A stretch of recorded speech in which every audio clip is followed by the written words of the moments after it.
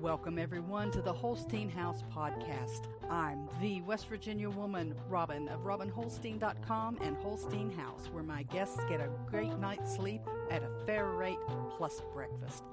This is a podcast that looks at society and culture issues affecting families in West Virginia and the United States, from food preparation and storage, gardening, home repairs, current events, and more. We'll go around the table and back in 60 minutes or less. So let's hang out and talk a while.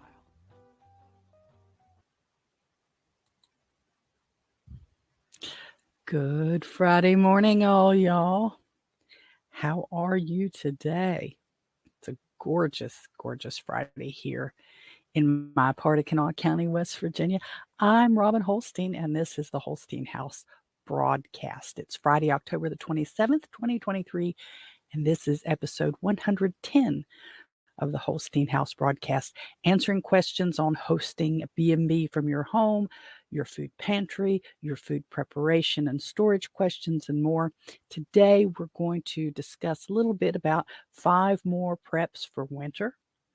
And I also want to take a minute to thank those of you who listen on the podcasts. Now, this is broadcast or distributed on podcasts all over the place. I don't even know what all it goes to. But you guys very seldom say hello, but I do see the numbers when I look at the analytics. So I just wanted to say I know you're out there and I do appreciate it. And I wish you would say hello more often so that I can say hello right back to you.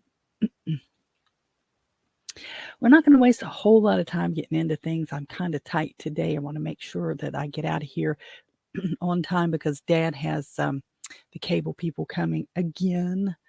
I'll talk about that here in a little bit, about how that went or didn't go, I should say. And I want to make sure that I stick real close to the hour and get out of here on time. Again, apologize for this allergy stuff happening here and the rattly voice and the clearing of my throat. I apologize for that. We'll start off around the house. Around the house is where we talk about things just going on in general with the bed and breakfast and Quick Camp, although Quick Camp is closed for the season. Upcoming reservations, trials and tribulations, guests from heaven and guests from, well, not heaven. If it relates to the bed and breakfast, we'll talk about it here right off the bat. We do have the promo code that is broadcast 5. It's not really broadcast 5. It's for our broadcast audience. It's broad 5, BROAD 5. And if you go to RobinHolstein.com and select direct book or Holstein House from the menu and direct book from there and use broad 5, BROAD and the number 5, when you check out, you'll get an additional 5% off your stay. Now, if you are former U.S. military, and maybe Canadian military, we don't want to be discriminatory there. Reach out to me using the contact page on RobinHolstein.com and let me know, and we'll talk about getting you a very special rate too. Like I said, Quick Camp's closed for the winter. Quick Camp, when it pops back up, is going to be a few spaces for tent camping, just for quick stops as you're traveling north to south on Interstate 64 and 77, and you want to stop somewhere real quick, but you don't want to pull way off and go, several miles out to the parks and forests and campgrounds. We're going to be offering that again as well in the spring. The Airbnb, we're with Airbnb. We like Airbnb. It's fine. We just offer better arrangements for those who direct book because direct booking saves everybody some money. We don't have any guests coming right away because my schedule is just so erratic right now. And the way I had to block sometimes for Dad's appointments and my appointments and things going on, it just ended up being that there was like this little tiny window here and there that was available for folks. So be sure and check the calendar to see if your dates are available. If they're not, send me a message and check with me. It could be that I just needed some extra time to take care of some things around here, and I might be willing to open those dates up for you if you reach out to me. I have a little news on the AirBTC, and I have to thank my internet friend Ronaldo for tipping me off. He sent me a message on Telegram a few days ago with a link um, to the Once Bitten, with BIT in capital for Bitcoin, Once Bitten podcast. And it happened that Andre von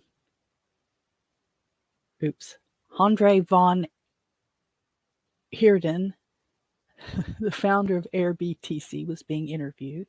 And it just was a few days ago that the interview happened. So he was talking a little bit about his history and his background and things, and the upgrades that were happening with AirBTC.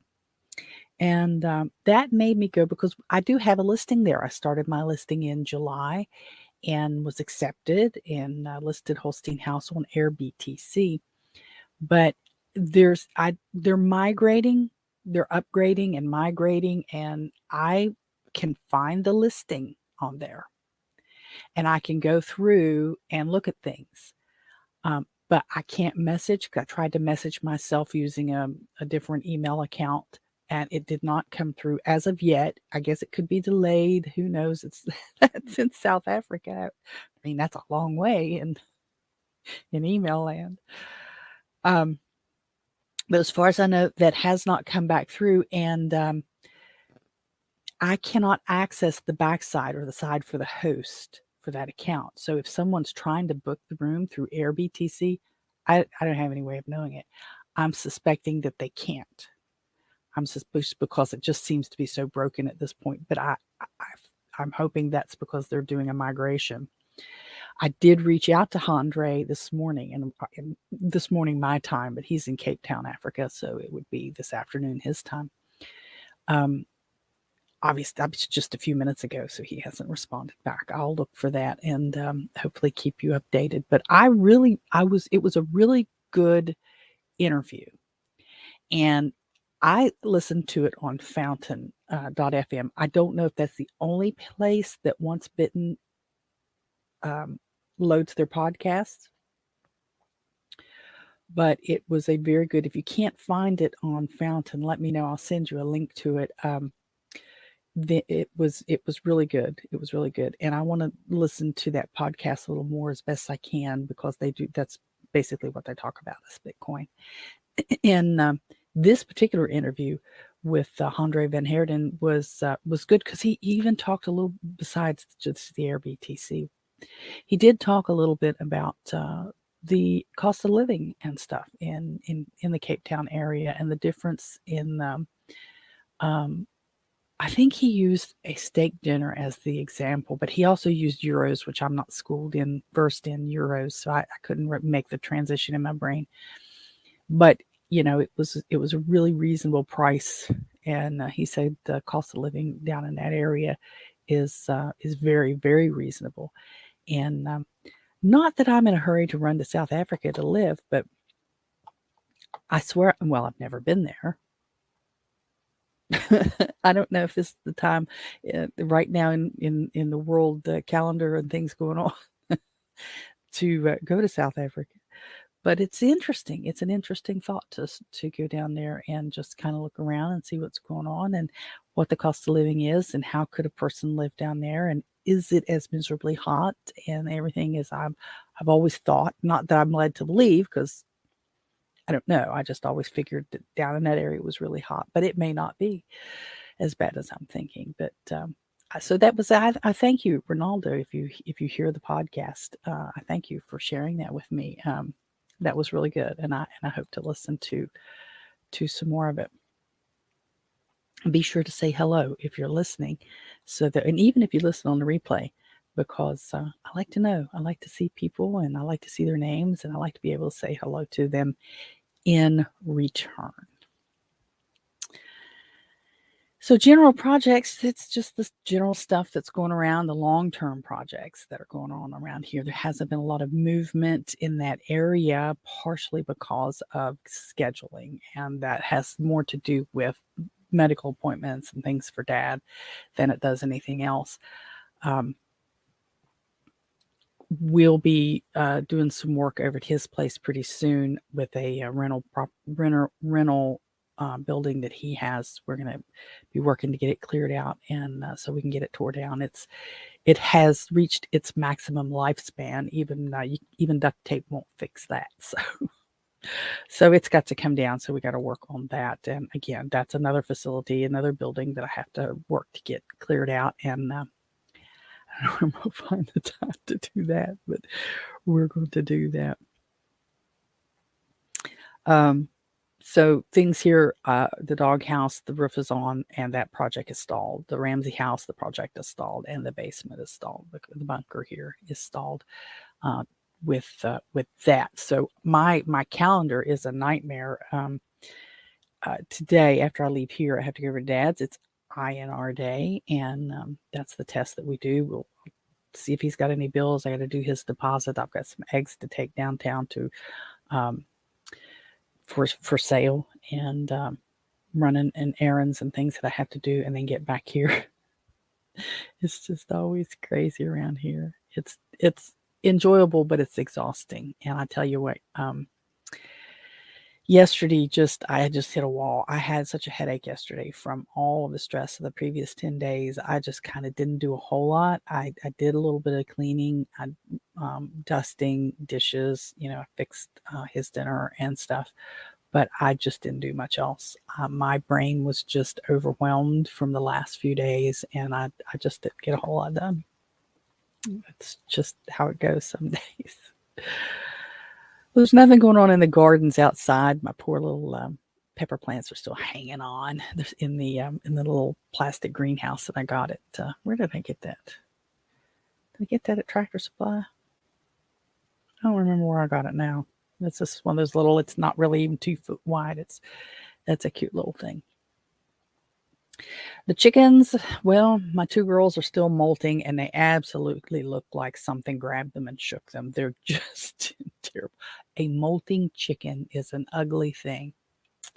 And I'm going to write that down because, one of these days I'm going to make t-shirts, like fun, really good ones. A molting chicken is an ugly thing. I don't know what I would do. Maybe I don't. Hi, Hunter. Good to see you this morning. Hope I say something today that's worth listening to. But oops, I can close that. I don't do real well with the merchandise. I try, and I'm not that artistic. So we'll see what happens. And I really need a team of minions. And I don't mean minions as in lower than me minions. I just mean like little people who can do stuff for me. It's crazy. But I have increased their protein with some fly larvae and stuff, and some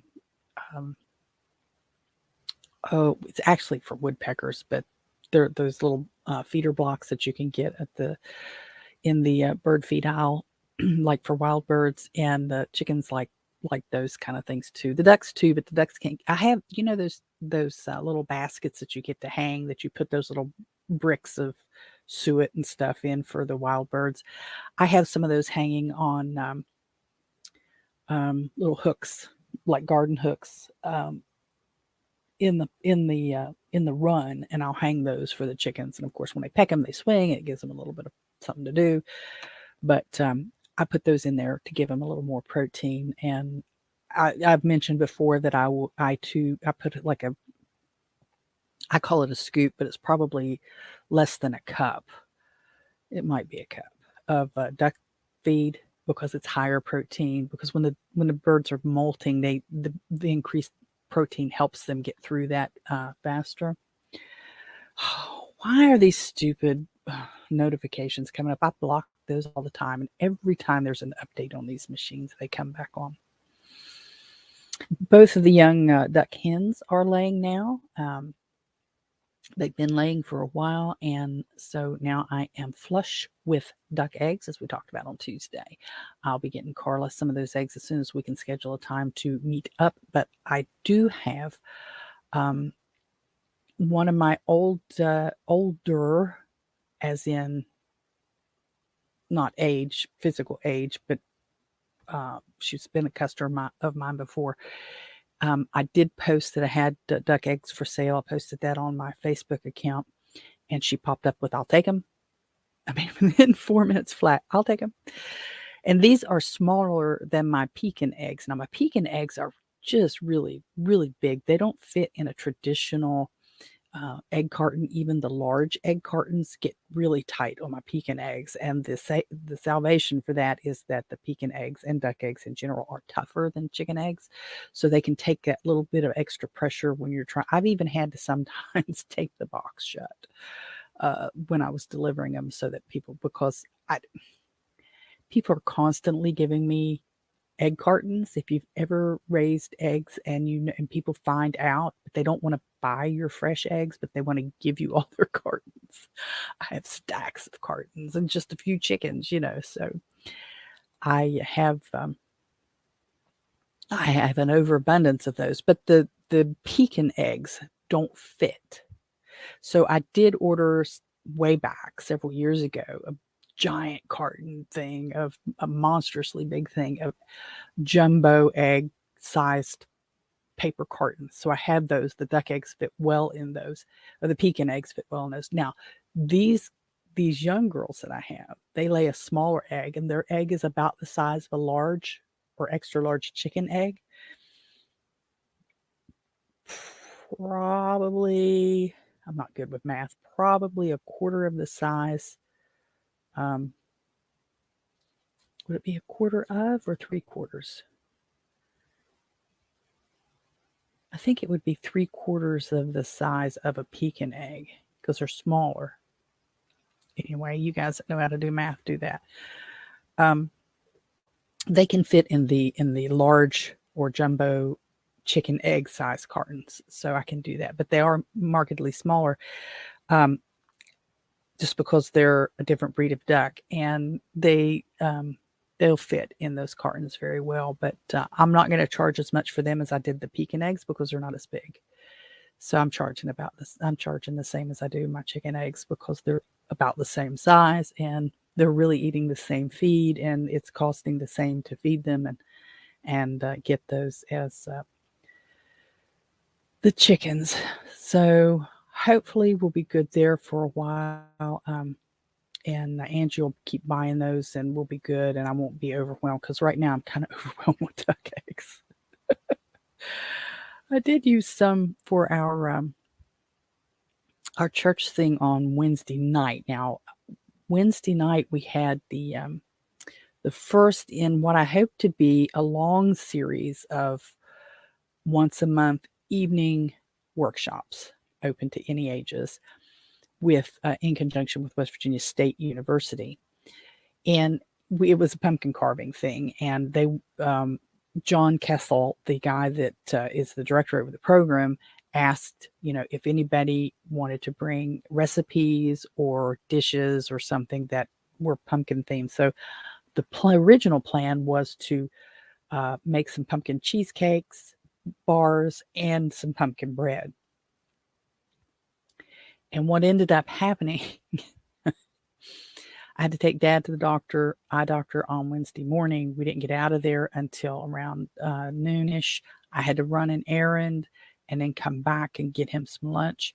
And he wanted to go to Bob Evans, and the Bob Evans we go to is notoriously slow to the point where you just want to throw stuff. But he likes to go there, so we go there. And I kept watching the clock. I kept getting later and later, and I'm calculating in my brain, can I get the pumpkin bread made in time? And there came the point where I had to say I can't. So I ended up buying a Bob Evans pumpkin bread. I hate to do that, but it wasn't bad. People who tried it said it was really good, and nobody actually said, "Did you make the pumpkin bread?" If they had, I'd had to admit it, but I didn't. But So I used the duck eggs in that, and I needed condensed milk. No, I needed evaporated milk. And I didn't have any, but I did have evaporated goat's milk because my son was dating a girl that at one point she couldn't have traditional dairy and or cow dairy, but she could have goat milk, and so I had some of that and I used that. It had a little odd, not off, but odd flavor to it, but it was still good. That was for the cheesecake, the pumpkin cheesecake. So that turned out okay. It was ugly and it cracked when I was trying to cut it. So I might have cooked it just a little too long because it shouldn't have cracked. I should have been able to slice that pretty smooth, but it is what it is. It turned out pretty good, and most people were happy with it. We had about 15 people at the event, and kids. We had 3 kids under the age of, I'll say 18, because when I'm with my niece and she just turned 16. So we had 3 kids and several adults, and everybody had a good time. And I was going to show you that. I'll show you that here in a minute. This week we're doing. I'm going to do a candle thing where you take and you put a design on already made candles for the holidays and stuff. That'll be our lunch and learn this Wednesday coming, but I'll talk more about that on Tuesday. So one of the things I wanted to I've debated about sharing this, not because it's like controversial or anything, but it doesn't happen often here in my section of West Virginia that we see military flyovers. Every now and again, we'll get some jets that scream by, and there used to be a guy in the area that this story, the local lure was he was in the Blue Angels, and when the Blue Angels flew over to go to events or whatever, he would always swing by, just off course enough so that his parents would know he come by or something like that. If that story is correct, the guy should be about 95.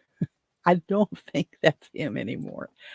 But we did have helicopters, black helicopters yesterday, and I was sitting at my laptop upstairs, and I kept hearing it, but I was listening to some other stuff, and I thought, is that a train? Am I hearing a train? That doesn't sound like a train.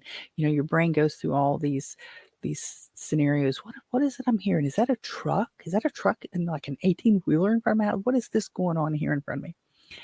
It was helicopters, and I grabbed I'm going to show you here. I grabbed my camera and my phone, and I darted out. And this isn't it yet. This is what you're seeing here. If you're seeing it, is the Halloween, the pumpkins. So where'd it go? Darn it! Come back here. I clicked off of it. Now I can't get back to it.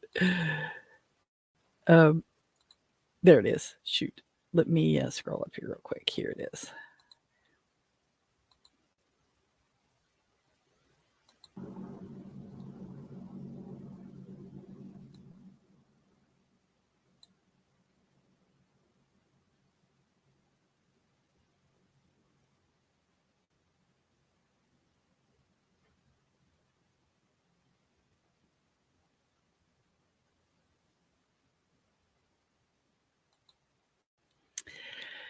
So yeah, that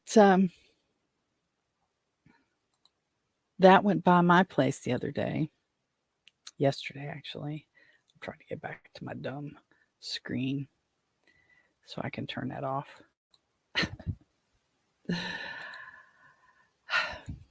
It is what it is, isn't it? It is what it is. It worries me when I see that. Not that we're going to get attacked here,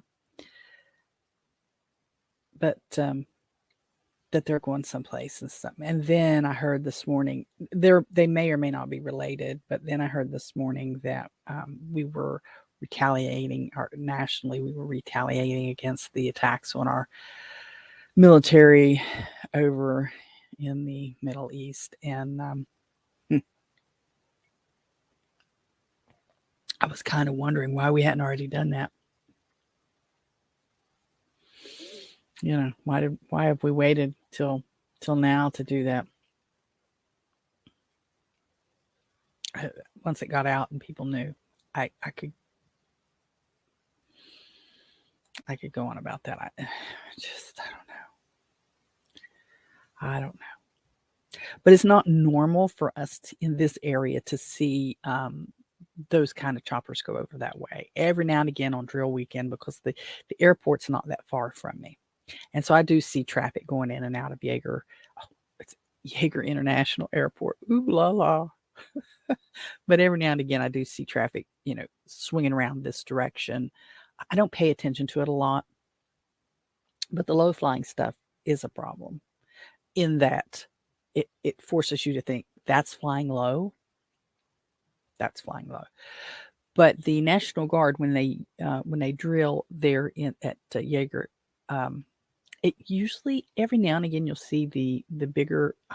I guess there's still a C-130s just doing laps because the guy's got to get some fly time in, or the pilot, I should say, needs to get some fly time in, and you'll see that, but it's no big deal. But when you see what I just shared with you, several choppers in a row going in the general direction of Virginia, it's concerning because you start thinking about what's going on out there in the world. So it makes me stop and think. Well, I always think. I think a lot about that stuff. But something on that's I wanted to share that with you. And then I wanted to share just real quick this really disgusting story. And it's disgusting in that people are people. People are people.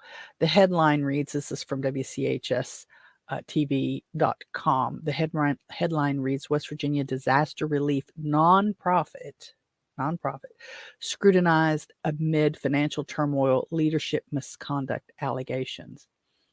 So just a little over a mile from me, and it's kind of like in an angle direction, it's not in a straight line, is an old strip mall that has been struggling to stay relevant and stay active and keep stuff in it. And several years ago, an organization called excuse me, West Virginia Voluntary Organizations Active in Disaster, and they call themselves VOAD. West Virginia VOAD. After a particularly nasty flood event located in an old department store space in the Quincy Shopping Center, which is not far from me. It used to have a Hex, it used to have a Magic Mart, it used to have, I don't know, LA Joe's or something. It used to have several things, but it was it's the size of what a small Kmart used to be. That's the size of the building. And then there was a Kroger's grocery store in there before Walmart came, and there were several little things, local businesses in there, jewelry shop and different stuff. And there's still a pizza place and a Mexican place, and the sheriff and the state police detachments are there. I mean, there's still stuff there, but it's not a thriving, active shopping center anymore. So this organization set up around 2016, and the story says in 2018 the group became the state's primary house and bridge builder for the RISE West Virginia Flood Recovery Program. And RISE West Virginia got in a lot of trouble because they got millions of dollars from the federal government to replace houses, basically with trailers, mobile homes. And in 5 years, they'd only replaced 2. I mean, it was a big nightmare under this current governor. And he swore he was going to fix that. It was always going to be better. So this VOAD organization takes over as the primary bridge builder for it. But they were hit with a financial blow and are now troubling questions about its leadership. In May, the chief financial officer for the organization admitted that starting in 2020, 3 years ago, he stole $870,000 from the nonprofit over a 2.5-year period. How do you steal that much and go unnoticed for so long. 30-year-old Benjamin Sisko had control over Voad's finances, transferring money from debit cards to his personal account, buying gift cards, and obtaining improper mileage reimbursements. He was sentenced to be scheduled last week, but his case was reassigned to a different judge, and a new date is now set for November. And it also implicates longtime executive director Jenny Ganaway. Sources have provided Eyewitness News with documents, text messages, recordings, and receipts indicating Voad's financial troubles continue. The allegations center largely on longtime executive director Jenny Ganaway. Ganaway was placed on leave by Voad's board in August of 2022 after allegations about possible misconduct were raised. Following an investigation, she was reinstated by the board of directors in early September 2022. And then just days later, a letter from Charleston attorney Scott Evans on behalf of the nonprofit's employee Tyler Hager sent to Voad counsel Gabriel Wohl with Bowles Rice, which is a law firm, and reiterated some of the accusations. Both Ganaway and Voad board chairman Kim Tiemann, Tiemann, strongly deny any wrongdoing beyond Sisko's embezzlement. But this story goes on to quote from text messages and things that they had, that the news outlet has reportedly gotten, that seem to imply or seem to show that this Ganaway received goods that were intended for disaster victims and took them to her home in Virginia, which is crossing state lines with it. In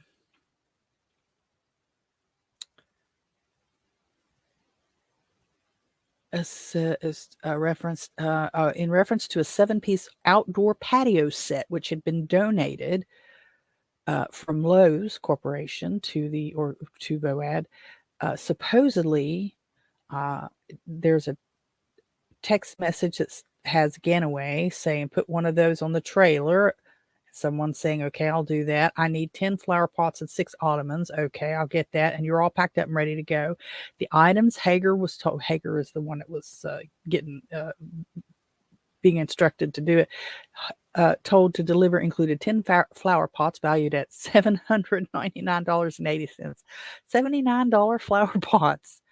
6 ottomans valued at $888. 3 tables valued at $1,494. 6 boxes of chairs valued at $2,388, and 3 fire pits valued at $2,094.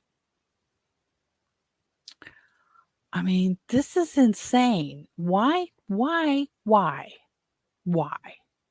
This is why people stop giving to organizations. This is why people look cross-eyed at organizations. This is why people don't trust organizations and government agencies, because the Rise West Virginia was a government program to rebuild after following these floods. They didn't do what they were told to do. They didn't do what they were given money to do. This is why people don't like to donate. And these people, if found guilty, I mean, I guess, even though, morning Mike, even though you're innocent until proven guilty, it really looks bad. And if these people are guilty, they should do some serious time instead of getting slaps on the wrist. And the people who received this, because the one allegation is that the executive director, I should say, spread all of this stuff out amongst some of her family. And bless West Virginia's heart, we are always being sucked dry by the vampires. People come in here and take advantage of people all this freaking time, and it absolutely wears me out.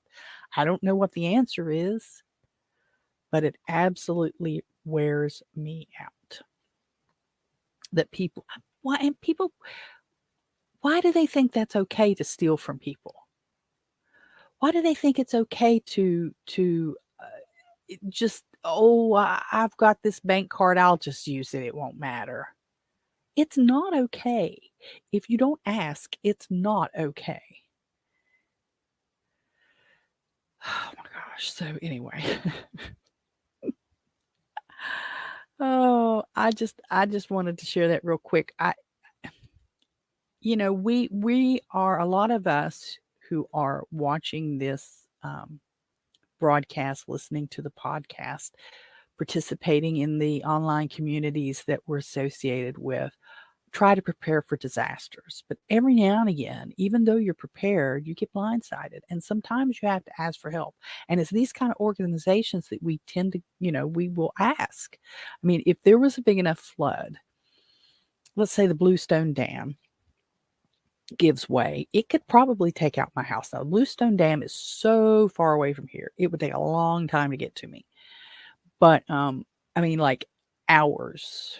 We would know, we'd have time to get ourselves out of here if the Bluestone Dam gives way, if I'm home. But that's a huge dam, and I don't even know if it giving way would get the water up to my house, but my basement could flood. But let's say, it does, and I lose everything we have, and at some point I have to rebuild, and these organizations are supposed to be there to help people rebuild. The people running organizations like this are supposed to be, civic minded and trying to help people, not trying to see how much money they can suck out. Makes me mad. I'm sorry. I'm sorry. I know that's not what you're here for today. Mike says, oh, she won't mind. Face purple, wide eyes. Face purple and wide eyes. Oh, yeah. Just won't mind. It's okay. I'll just take all of it. I'll just pay my bills with this money. I mean, the one guy pled guilty. The Cisco guy pled guilty to buying gift cards with the agency funds. I mean, that's money laundering, isn't it? When you steal and you put it here and then you move it over here, isn't that money? Maybe they're trying to practice to go to Washington, D.C. Oh my gosh. It wears me out. It wears me out. Mm-mm-mm. Well, our preps, that we kind of roll into that today. The 5 more preps for winter. It's really kind of more than 5, but it's kind of 5 categories.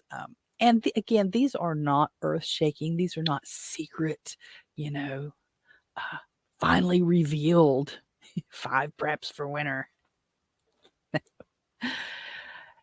I look at this like, we all come together. We all have things that we do to prepare, whether it's, putting food back, or whether it's, saving these things over here, or having emergency equipment, and, putting things in the car just for emergencies. And no one fits everybody, because, for instance, Mike is in the Philippine nomads. He's not going to deal with 4 inches of snow like I might have to. So everybody's just a little bit different. He's more likely to have to worry about a hurricane, or a tsunami, or what do they call them over there in the Pacific? Is it cyclone? They call them cyclone over there, I think. They don't call them hurricanes usually. Although they did call the one here the other day that went across Acapulco, they were calling that a hurricane. And I looked at Mr. Holstein, and I said, I didn't think the ones that were in the Pacific Ocean were hurricanes. I thought they were cyclones or something. So, I might be wrong, but that's what I was thinking. But these are just, a few things here or there to jog your memory, to help you think of things that you might need to get done, or for those people who every now and again are just getting started with their preps. Maybe they've never done it before. Maybe they're just learning about it, because there's always new people coming in to any way of life, whether it's prepping, whether it's Bitcoin, whether it's home buying, whether it's apartment buying, whether it's auto buying. I mean, it can be anything. There's always new people coming in, and we have to remember that. We can't always just assume that everybody's on the same page that we are. So these are not necessarily for the SHTF or the hits the fan situations. These are more everyday emergency kind of things. And there are so many other places that can do the SHTF stuff better than I can. And I'm not trying to be them. But just for the average everyday person who's trying to do with what they have, who probably don't have the money to just go out and buy all this stuff. We'll talk a few things here this morning about things that we can do. Excuse me for that. First, medication. I'm not going to get into a lot of make sure you have aspirin, make sure you have Tylenol, make sure you have Motrin, make sure you have decongestants and things like that. What I'm talking about here is specifically refrigeration for your medication. There are some medications that once opened need to be refrigerated or always have to be refrigerated. In some cases, some of your diabetic insulins have to be refrigerated. Some of them don't have to be until they're used or opened, exposed to air. You take that first syringe out of there. But there are medications that need to be refrigerated, and you need to have a plan for that. There are some companies that offer a little kit, a little packet. It's just a little thing you put in a freezer, and it has that gel in it that freezes, and then you can put your medication in that and keep it cool, or you put that in the refrigerator to keep it cool. And that's always good to have on hand. They're, maybe for travel. They have them for travel that you want to have one or two socked away somewhere in case your power goes out long enough that your refrigeration goes. Usually a refrigerator or a freezer is good for 28, 48 hours without opening the door. But if this is a medication, you're going to have to open that door. So if you have a way of keeping that medication cool outside of the refrigerator, so you're not constantly opening the refrigerator, consider that, or start thinking of ways or scheming ways. It doesn't have to be a store-bought option. You can create an insulated box, and put ice cubes in a Ziploc or a couple of Ziplocs in case the first one leaks, and put in there with your medication. You can get an old school cooler. You can get an insulated lunch box or lunch bag. I have a couple of those that you put them in a refrigerator and the gel in them cools, and then you pack your lunch, and then your lunch stays cool until it's time to eat it. But it doesn't last forever. But that's something that you need to think about.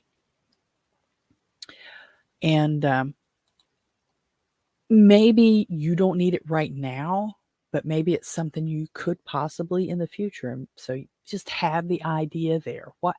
If I needed to refrigerate a medication that once opened, needed refrigeration, how would I do that if the power's out for an extended period of time following a storm or something? Or if I have to leave the community, let's say there's an evacuation. Canada just had those flood or fires. They might still be some of those burning. I haven't heard a report on them for a long time, but people had to evacuate. So you think this through. Maybe your pet has medication that needs to be refrigerated. So that's something to think about. Carbon monoxide detectors with battery backups. Carbon monoxide is odorless. It's colorless, and it's a heavy gas. And what ends up happening is people who struggle to heat their house or their apartment sometimes will turn around and use their cook stove to do that, which is a big no-no because of the amount of carbon monoxide that's put out. And I'm not telling you to do it because it's really not a good thing to do, but if you find yourself doing that, you really need a good carbon monoxide detector with battery backups. I have some of the detectors that you plug in a wall. I have them on the lower outlets in the wall, in the guest room, and one in the dining room. Chances are the carbon monoxide issue is going to be here in the basement, but I have those just in case. You can get smoke alarms that have a carbon monoxide detector in them.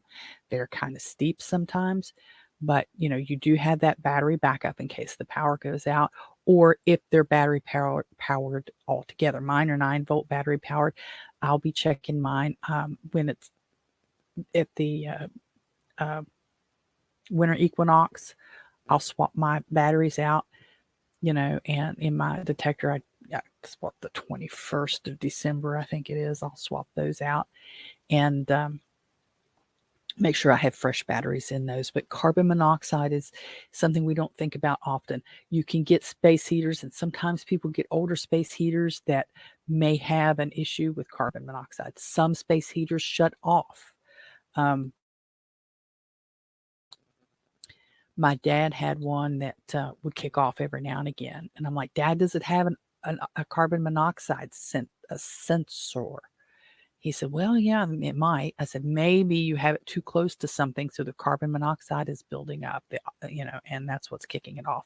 And as soon as he ventilated it better, it quit kicking off. But it was also a warning, hey, this thing's putting off some carbon monoxide. You need to pay attention. Make sure that there's some air circulating in your place.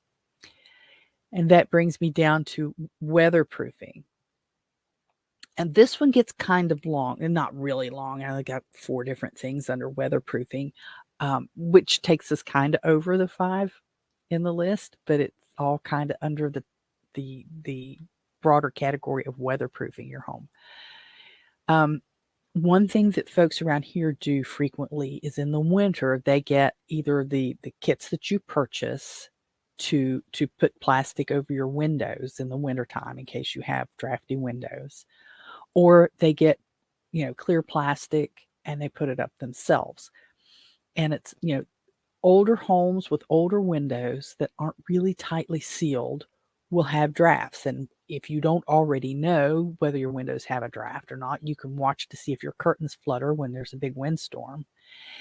Or you can put you want to be careful with this one, put a candle close to the window and see if there's a draft coming off. If the candle flickers, like there's air moving. Of course, if you have a ceiling fan, turn it off first. But if you know that you have drafty windows, you want to cover those up. If you are in a rental, check with your landlord about insulating about doing this. And if your landlord gives you that crooked eye, like don't be tacking stuff and taping stuff up to those windows. Check the edges of the window panes and see if there's enough, or not the panes, but the casement on the windows on the inside, and see if there's enough space to fasten the plastic there instead of tacking it to the front facing part of your window so that it's not noticeable. And maybe your landlord probably won't get upset about that if you have to do it. Also check with your landlord about insulating your water pipes and the attic. If you have an attic, water pipes, your landlord doesn't want them to burst. Obviously, you don't want to have to pay a lot of money to run that water to let it drip or stream when it's cold. Now, there are cases when it's really, below zero where even with their insulated pipes, you need to let that water run. We're not talking so much about that. Check with your landlord and ask him. If you're the homeowner, check to see if your pipes are insulated. And your attic. Think about attic insulation. Is there any in it at all? At this place we're in, here at Holstein House, when we first moved in, there was 0 insulation in the attic. 0. And we did get some insulation down. It's not perfect. We need more up there, but it's just a nightmare to get in and out of the attic because the window, honestly, I couldn't squeeze my wide self through that hole. I can't get in it. So it's a problem to get in the attic. People were much skinnier back when this house was built. If you have draft at your doors, at your outside doors, or even your inside doors, because with air conditioning and HVAC, the return, sometimes they use the shorter doors so that the air can flow and return better and circulate better that way. Consider getting some of those dampers. You can get the ones that fit on both sides. I don't like those. I mean, I like the idea of them, but they don't fit my door good, so that it doesn't close good for the outside door.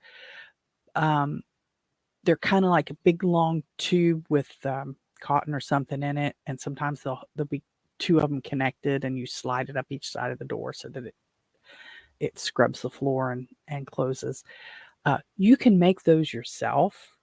I mean, you can just scrunch up a rug, for that matter, up against the base part of your door to keep the draft out. You could take a pool noodle, and set it up against the door, or you could take some fabric and cover it with fabric to make it look cute, But the idea is to block that draft, to keep that air out. I talked about the windows. Or you can buy lined curtains.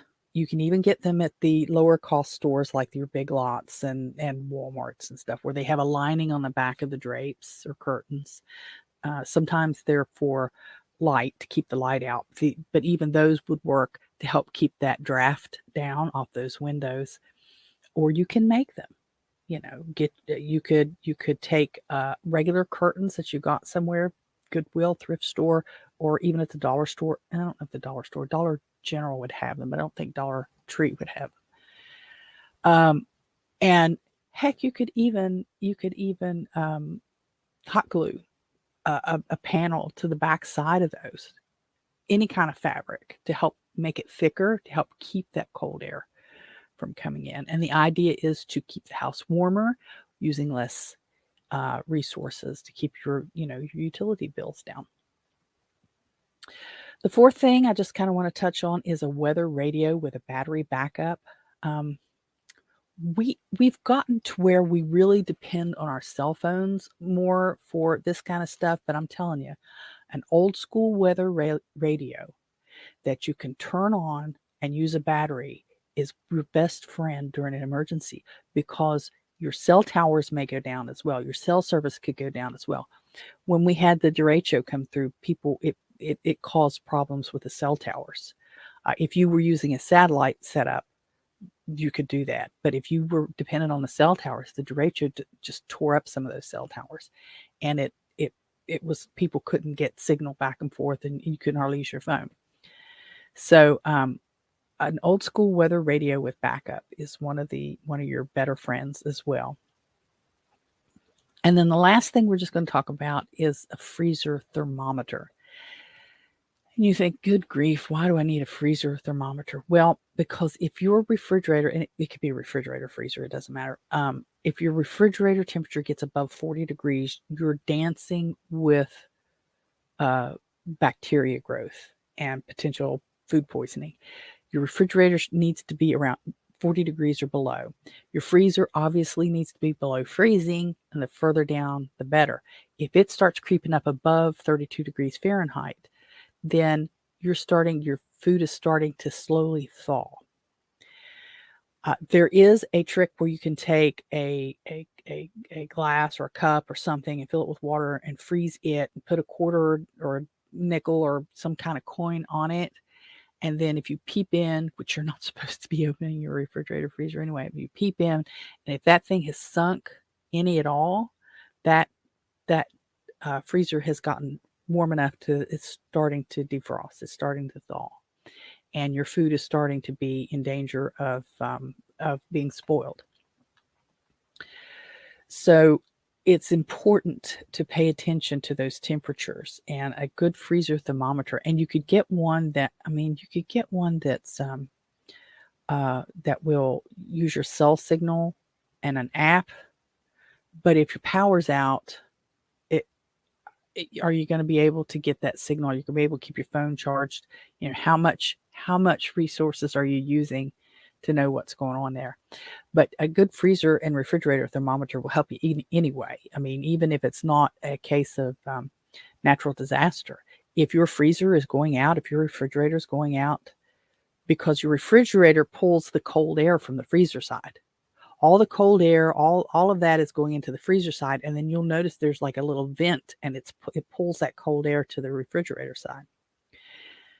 If that refrigerator's starting to go out, you need to get your food into a place that's safe. I had a refrigerator go out on me one time. I noticed it was warmer in there, and I keep a refrigerator thermometer in, and I got a hold of Mr. Holstein. I said, the temperature in here is kind of odd. Well, that particular refrigerator needed the coils vacuumed off because dust and cat hair and stuff had built up on the coils on the back of the refrigerator. I cleared that off. It worked a lot better, and it lasted, I don't know, another year or so. The one we've got now, I can't get to the coils to clean it. So if it goes out, I don't know how I get to the coils to clean it. Or even if it can be fixed, it may not be able to fix. But that will help you also know, keep an eye on your food, and help you know if your temperatures are off. So Mike says, hurricanes in central eastern Pacific and Gulf of Mexico, typhoons, cyclones out in the western Pacific and Asia towards Africa. Oh, see, I just thought it was all of the Pacific. I don't think well, maybe I just never paid attention, but I swear I thought it. And he also says, way back, remember my cousin's band died of carbon monoxide poisoning, fell asleep in his car on a cold night, heater full blast, windows closed. Yeah, we think, we don't, you just don't think that. You just don't think that. We think that the only carbon monoxide that's going to get in your car is if you got the windows down, you're running it in a closed garage, intentionally trying to take your own life. But that's not true because your car is not so sealed. I mean, I have a nose that I can smell stuff. I mean, it's a curse sometimes. And I can smell fumes. I can pick up on fumes. Mr. Holstein, I'll be gagging and like, I can't, you got to turn, because you have an option to recirculate the cabin air in the vehicles nowadays. And we'll pick up, he'll be at a red light or something, and those fumes from the other vehicle start seeping in the car because you're just sitting there and it's pulling it in. And I'm like, I can't, how do you stand this? It's making me sick, you know? And he's like, I don't smell anything. And it's automobile fumes. So we, hit the recirculation and that quits that. You don't have it so much with your windows down, but how many of us drive with our windows down normally anymore? Most of the time we've got the air conditioning on in the car or the heat on in the car. But yeah, you don't think about carbon monoxide poisoning a lot because you don't smell it, you don't see it. And so many of us now have central heat and air that's more modern, that it's not an issue. A lot, like a little electric heaters and stuff, will also put off some carbon monoxide. So it's dangerous. This is the time of year when I've already started seeing a lot of house fires that are coming back to heaters being plugged into extension cords, for example. Extension cords aren't designed to run heaters. The heat, the pull from I can't explain all of the electrics about it, but the power that an electric heater pulls from your outlet and your wall will overwhelm and cause a fire with an extension cord. And people do that.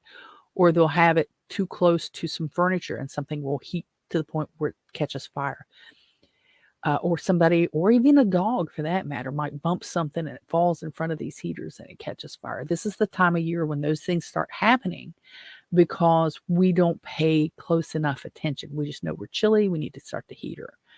And we also need to be wary of turning our heat down too low in an attempt to save money, to keep our utilities down, because our bills are sky high. Utility costs are sky high everywhere. And we tend to lower our thermostats. Well, there comes a point at a certain age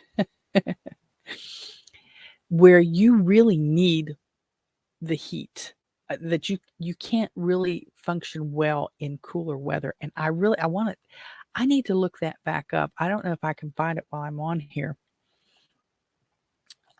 Let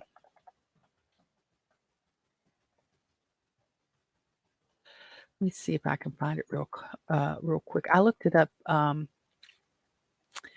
one time before. I don't know which of these is newer.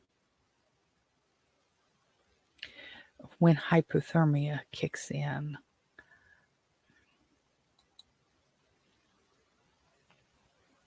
Oh, I gotta watch my time.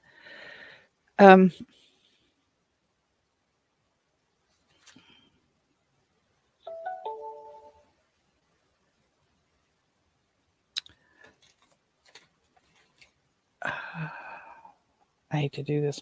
I've had a couple phone calls here. I think it's the guy from the cable company on my dad. So,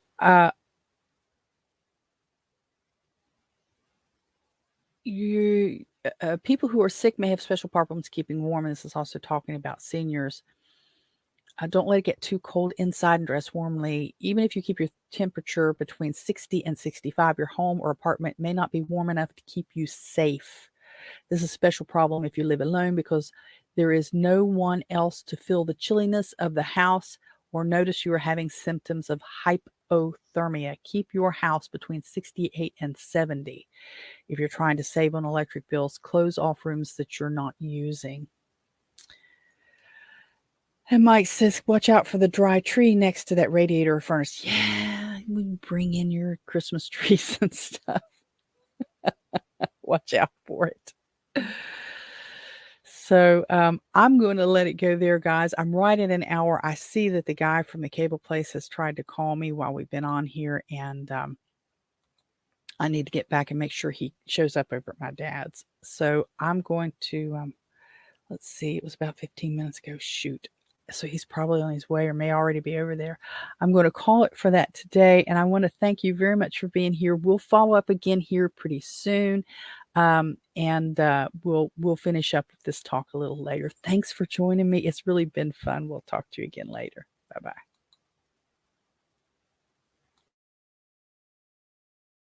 So there you have it. Post your comments, do all that boosting, liking, sharing, thumbs up, and stuff that helps spread the word and poke the algorithms. Follow me on most of the big social media platforms and look for my name, Robin Holstein, or Holstein House. Till next time, bye-bye.